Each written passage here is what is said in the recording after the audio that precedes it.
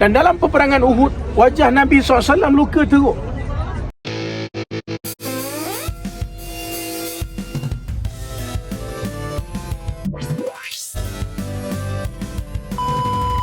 Ini adalah tempat yang menjadi saksi akan tumpahnya keringat Nabi SAW.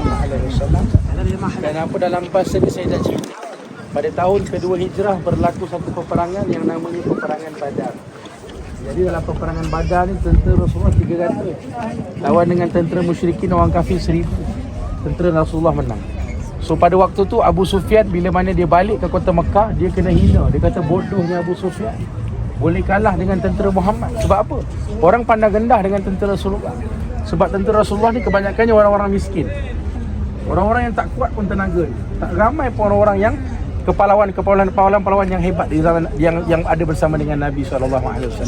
Ada pun hanya beberapa orang sahaja. So selama setahun Abu Sufyan buat satu perancangan yang sangat rapi untuk membuat serangan balas dendam. Berlakulah pada tahun ketiga hijrah, iaitu pada bulan Syawal. Kalau dalam peperangan Badar, mereka mereka berperang dalam bulan Ramadan pada tahun kedua hijrah. Tapi setahun selepas tu, bulan Syawal tahun ketiga hijrah, berlaku satunya peperangan yang namanya peperangan Uhud yang berlangsung di sini. Jadi pada awalnya yang bersama dengan Nabi SAW adalah seramai 1000 orang. Jadi pada ketika itu Nabi keluar daripada kota Madinah Al-Munawwarah, Nabi berhenti di suatu tempat. Kita tak boleh dengar suara pakcik.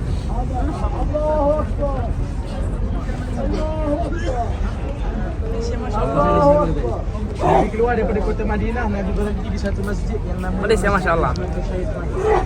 Di masjid tersebut, Nabi SAW sebagai komandan pegang, dia cek barisan. Budak-budak diarah balik, orang-orang tua diarah balik, orang-orang cacat diarah balik.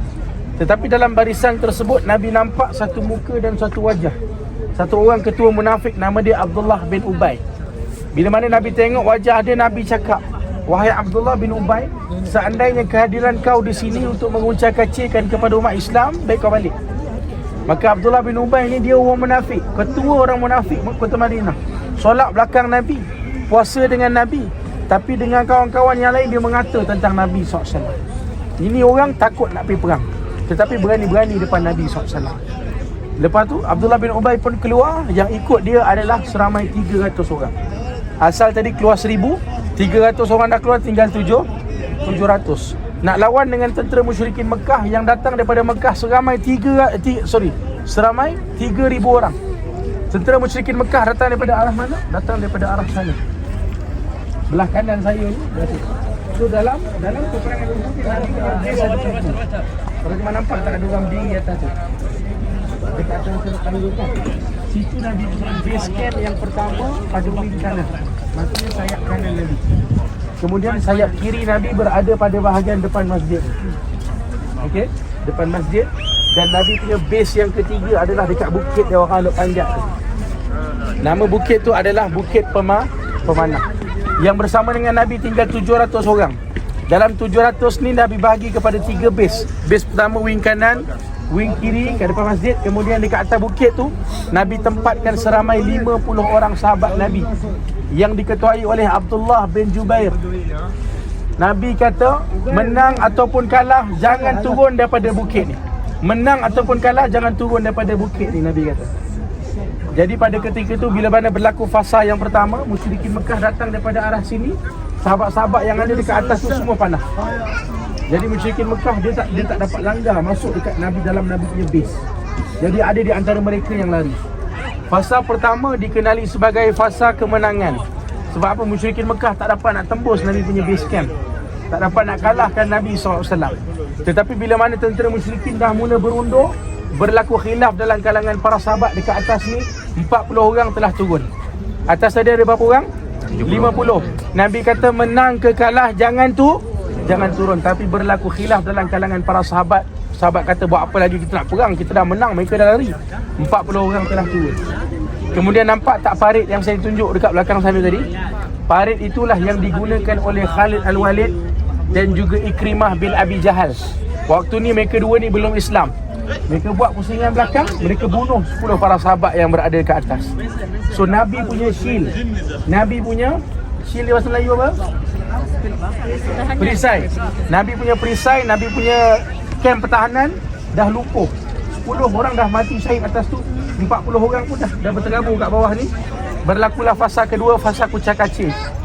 Fasa kucak kacir, semua pedang, semua anak panah, semua lembing menuju kepada Nabi. Sebab apa? Uhud tujuan dia satu, nak bunuh Nabi SAW. Pada waktu tu Nabi dah luka teruk. Nabi pergi ke belakang. Dekat belakang tu ada satu gua, nama dia Gua Maharis. Gua Maharis. Waktu tu Nabi dah luka teruk, Nabi dah tak berdaya upaya. Nabi jamin seorang sahabat Nabi, nama dia Sayyidina Talhah. Apa yang Talhah buat? Waktu Nabi nak perundur dekat belakang, Nabi nak naik bukit tu, Nabi tak larat. Apa yang dia buat? Dia buat badan ni macam ni, macam merangkak. Kemudian Nabi pijak atas badan ni untuk Nabi naik ke atas bukit. Dia gunakan badan ni untuk jadi tempat pijak Nabi SAW, dan Nabi jamin dia syurga di situ. Dan dalam peperangan Uhud, wajah Nabi SAW luka teruk. Nabi termasuk dalam lubang dan sebagainya. Dan umat Islam pada ketika itu dia berpecah pada 3 golongan. Golongan yang pertama, dia dengar bila mana orang musyrikin kata qataltu Muhammad, aku dah bunuh Muhammad. Golongan pertama ni dia tak nampak Nabi, tapi dia dengar Nabi kata Nabi dah dibunuh. Dia kata buat apa kita nak perang lagi, hidup kita balik. Ramai di antara mereka dah balik ke kota Madinah. Golongan kedua, dia tak nampak Nabi SAW, tapi dia teruskan berperang. Dia kata apa? Buat apa kita nak lari? Adakah kita berperang kerana Muhammad? Kita berperang kerana Allah SWT. Golongan yang ketiga, mereka meneruskan peperangan kerana mereka bersama dengan Nabi SAW dekat belakang sana. Dia tahu Nabi masih hidup, tapi kita tahu dalam peperangan Uhud satu dia tak bunuh Nabi SAW. Tetapi dia bunuh siapa? Dia bunuh salah seorang sahabat Nabi, nama dia Mus'ab bin Umair. Mus'ab bin Umair dalam kitab cerita, bila mana dia tengok daripada bahagian sisi, muka dia sama dengan Nabi SAW. Macam mana dia dibunuh? Mus'ab bin Umair dalam peperangan Uhud, dia ditanggungjawabkan untuk pegang panji.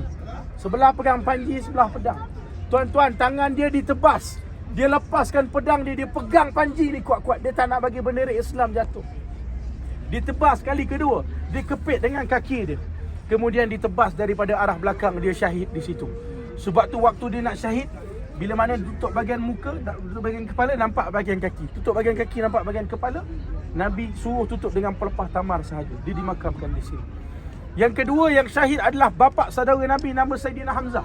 Sahabat kata, aku tak pernah lihat sedihnya Nabi seperti mana sedihnya Nabi ke atas kematian Sayyidina Hamzah. Tuan-tuan, Sayyidina Hamzah ni bapa saudara Nabi SAW, adik-beradik kepada Abdullah, bapa Nabi SAW. Dalam peperangan ni macam mana dia dibunuh? Dia dibaling dengan tombak, menembusi daripada dada dia. Kemudian Hindun datang robek dada dia. Hindun datang robek dada dia. Yang ketiga, sahabat Nabi yang syahid dekat sini, nama dia Abdullah bin Jahsy. Abdullah bin Jahsy macam mana dia mati? Dia syahid dalam peperangan Uhud dalam keadaan hidung dan telinga dia dipotong. Macam mana hidung dan telinga dia dipotong? Dalam peperangan Uhud memang dia doa, ya Allah, ni biar hidung dan telinga aku dia terpotong supaya besok dalam syurga benda ni jadi saksi. Sebab tu dulu waktu berlaku banjir besar, dalam ni ada 70 sahabat Nabi yang syahid. Okey, waktu berlaku banjir besar, jenazah-jenazah ni semua timbul. Jadi berdasarkan daripada periwayatan tersebut, hanya 3 jenazah yang dapat dikenal pasti disebabkan cara penceritaan dia mati tu macam mana, dari segi hidung dan telinga dia. Sebab tu dalam ni yang dikenal pasti betul-betul ada 3 sahaja, Sayyidina Hamzah, Abdullah bin Jahsy dengan Mus'ab bin Umair.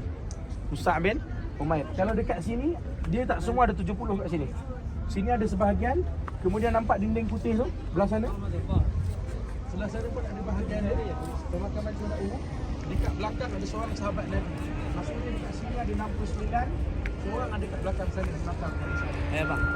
Jadi semua sekali 70. Ini musyarakah. Ini 125 riyal. Bagi-bagi wakaf sedekah fi sabilillah. Syaf sedekah family for you. Fi sabilillah wakaf. Jadi insya-Allah para jemaah sekalian, ini yang saya cakap semalam.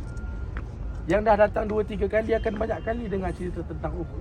Akan nama sama yang kita dengar, siapa yang syahid, siapa yang syahid. Tapi bahagian daripada adab kita datang ke kota Madinah dengan memberikan sedikit penghargaan kita kepada mereka. Sebab Islam masuk dalam rumah kita kerana mereka.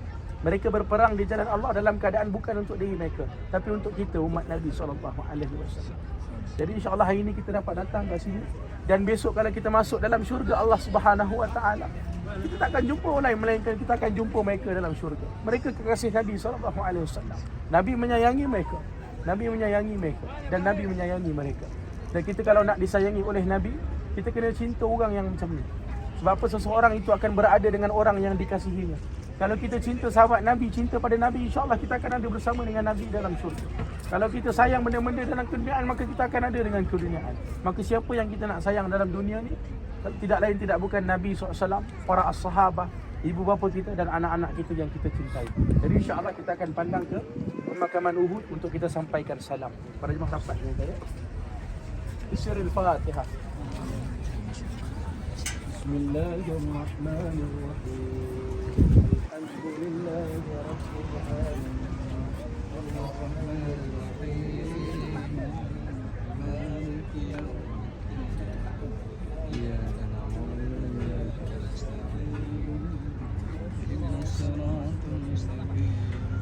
Siratal ladzina an'amta 'alaihim ghairil maghdubi 'alaihim waladdallin.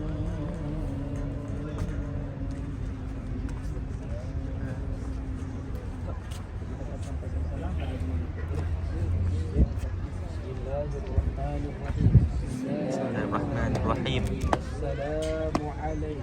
Assalamu alayka Ya Amma Rasul Sayyidina Hamzah Asadullah. Assalamu alayka Ya Ashab Rasul Sayyidina Abdullah ibnu Jahsh. Assalamu alayka Assalamu alayka ya ashab ar-rasul Ya Ashab Rasul Sayyidina Mus'ab ibn Umair. Assalamu alaykum ya ahlal jannah. Assalamu alaykum ya ahlal qadr. Assalamu alaykum Ya ahlal syuhada. Assalamu alaykum ya al-qaum mu'minin. Antum as-sabiqun wa nahnu insyaallah bikum lahiqun. Nas'alullah lana wa lakum al-afiyah. Terima kasih kerana menonton video saya. Jangan lupa like, komen dan subscribe. Inilah keadaan suasana di Bukit Uhud. Assalamualaikum warahmatullahi wabarakatuh.